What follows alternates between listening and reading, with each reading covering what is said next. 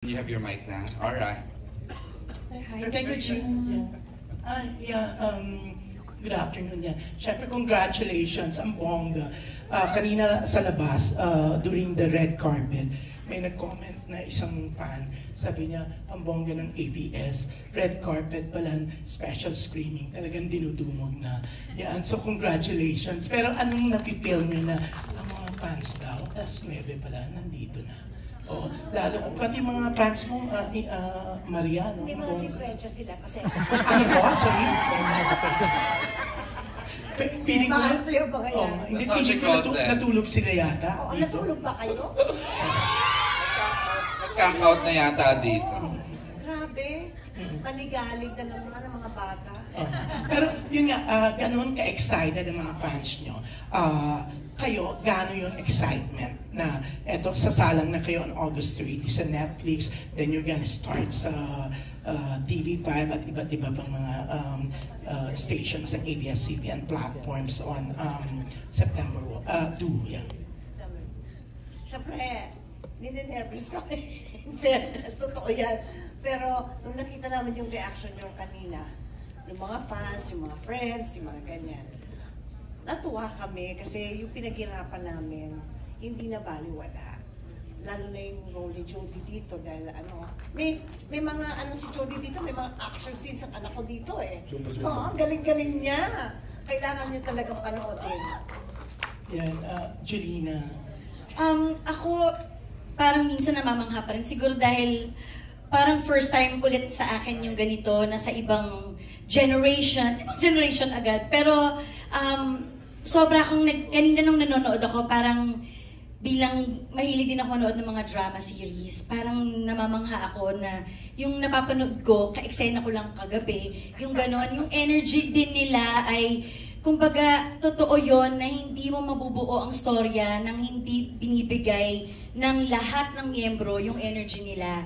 So, kung anumang role yan, basta yung energy nandun ka sa moment na yon, maganda lalabas yung storya. Kaya, thankful, excited, at hindi ako makapaniwala na nasa Netflix siya dahil bilang fan din ng mga series ng Netflix, di ba? Lavender Fields nasa Netflix. Kaya thankful, grateful din. Jodie. Tulad nga lang sinabi ni Inay and ni Ate, na syempre nagpapasalamat tayo, di ba? Kasi parang hindi biro yung pinagdaanan ng lahat habang nag-shoot ng serye. Napakahabang proseso, napakahabang development. Maraming nangyayari na lingid sa kaalaman ng nakararami. So pag nakita mo yung parang finished product, na parang wow, sobrang worth it pala talaga ng mga challenges na pinagdaanan. And parang bigla na lang ma-excite ka na parang ito yung isi-share namin sa audience namin. And sana kung paano kami na-excite, sana yun din yung ma-feel ng audience.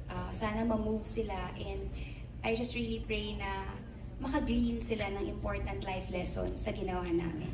Thank you. Yeah, about you, Echo. Yung mga fans ko kasi mga service crew yun dito sa sa Gateway, kaya maaga talaga sila. So, I can't thank them talaga kasi interesado naman sila pumunta dito. If I have fans here, maraming salamat. If I gained new followers here, you guys didn't make a mistake because I'm here to make you happy and entertain you. We have a really great show and I'm so kilig. I can't stop saying it. So to Joel and to Rondell, I just really want to thank these guys because they really, really, really work hard and they care about us and they listen to us. It's because of them that we have a great show. And then the rest kami na nasa harap ninyo. So, it's a shame that you're gonna have to watch it again on a smaller screen.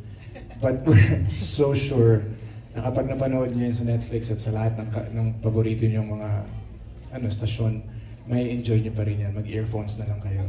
Naka-plasma TV naman daw eh. Okay, naka-plasma TV pala Oo sila. naman. Sana magka-plasma TV din ako. But you guys are amazing. love you for being here. Thank you. Yan, si Janine. Janine, nakita ko kanina, no? Hindi lang mga fans mo, even your yaya na ang tagal sa inyo, talagang nandyan to support. Si yaya na pinagamot mo syempre dun sa, di ba, breast cancer. Ah, yes. Yaya Pat, say hi! Ito po si Yaya Pat. Siya po yung yaya ko. Hindi yan si Yaya. Yaya, tayo ka! Ayan si Yaya Pat. Yan. Parang nanay ko na po yan. Kami po yung mga anak niya si Yaya Pat. Di pa ako pinapanganak. Siya na po yung kasama ko. So, thank you, Yaya, for coming. Na sobra yung pagpapasalamat ko sa fans kasi ako minsan yung parang huwag na kayong pumunta pero punta pa rin sila tapos dala pa ng picture, dala pa ng bulaklak, may pasalubong pa galing ibang bansa. So thank you po! Thank you everyone! Kasi yung iba dyan, mga hindi ko pa alam na mag-aartista ako. Alam na nila na mag-aartista ako kasi fans pa ni Mama at ni Mama Guy. So, salamat po talaga sa support at sa pagpunta. Iba din talaga yung effort na nandyan sila physically para manood at sumuporta. So, salamat po. Feeling ko susundan ka nila hanggang Venice Film Festival. Dahil aalis lang si Janine sa Tuesday. Hanggang September 4 ka doon, di ba? Pero eto, para sa inyong lahat. Wait, Jun, sorry. I'd like to Sasama ka? Hindi. Mag-hi lang din ako kay Tita Pat. Kala ko i-announce mo na sasama ka o susunod ka sa ano. Si Tita Pat yata naging yaya pa ni Tita Pilita Corrales. Si Mama Guy. Charot Mama Guy. lang, masyado naman. Hindi totoo ni Mama Guy nga. Alright. Yan, pero eto, para sa inyong lahat, syempre, kitang-kita dun sa teaser nyo, di ba, yung nakamaskara. Kayo ba,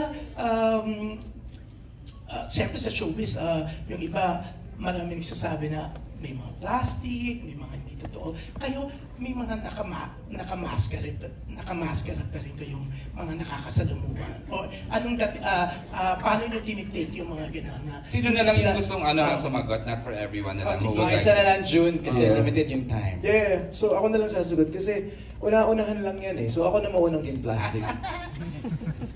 Talaga? Uy, baka maniwala sila. No. Pero, ayan. No. We have this certain... I'll speak for the rest of the gang because this is an uncomfortable question. If you're plastic in front of us, you're not gonna get anything. Because what we'll give you is the truth. And we are very sensitive to people who are not real. Yeah. That's our job, to pretend. Okay? So you might as well just be friends with us, make friends with us, be real with us. Because that's what counts.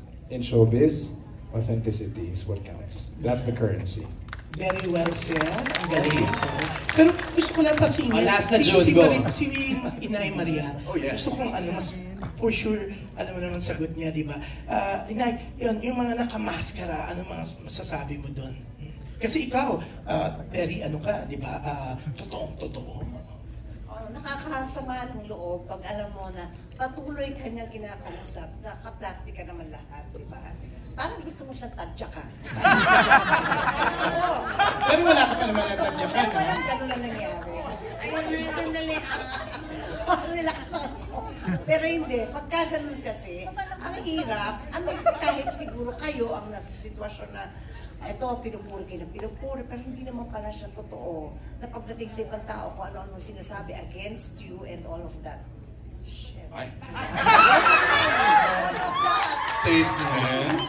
Sensya na po kayo kasi action talaga itong show namin. Hindi kasi dapat gano'n, di ba? Dapat pag nakikipagkapwa-tao ka sa tao. Hindi ba? Pero kung pinaplastic ka, sana umblis na lang sa harap mo para hindi mag-init ang ulo. Bakit matadyakan kasi?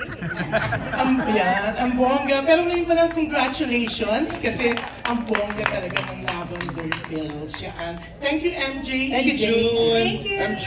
Yes. Thank you, June. Katabi ko na rin lang naman sila kasi even before the great Teo and Junal left us, aware na silang they are doing the project. Nasabi na sa kanila. So, Okay. may pressure. Let's start with Direct Jojo. May pressure.